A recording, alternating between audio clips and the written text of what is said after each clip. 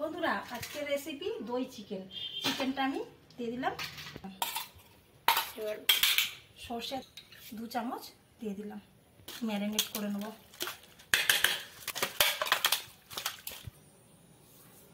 Marinate করা হয়ে গেছে, এবার আমি 5 মিনিটের জন্য ঢাকা দিয়ে আমার কড়া গরম হয়ে গেছে, সর্ষের তেল দিয়ে দিচ্ছি, পেঁয়াজ কুচো দিয়ে দিচ্ছি, পেঁয়াজগুলো ভেজে নিচ্ছি একটু। আর আমার আলু ভাজাটা আগে হয়ে গেছে, আমার পেঁয়াজ ভাজা হয়ে গেছে। আদা রসুন বাটা দিয়ে দিচ্ছি, একটু কষে নিচ্ছি আদা রসুন।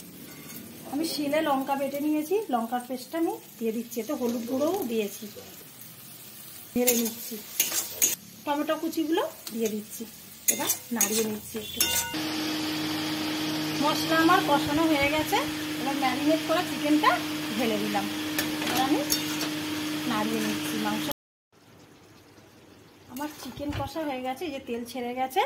এবার আলু ভাজাগুলো আমি দিয়ে দিচ্ছি, আমি নাড়িয়ে নিয়ে জল ঢেলে দেবো। আমার চিকেন হয়ে গেছে, আমি এবার নামিয়ে নিচ্ছি। বন্ধুরা আজকের রেসিপি দই চিকেন আমার কমপ্লিট হয়ে গেছে। ভালো লাগলে বাড়িতে করে খাবেন এইভাবে, এবং লাইক এবং সাবস্ক্রাইব করে দেবেন, চ্যানেলটা শেয়ার করে দেবেন।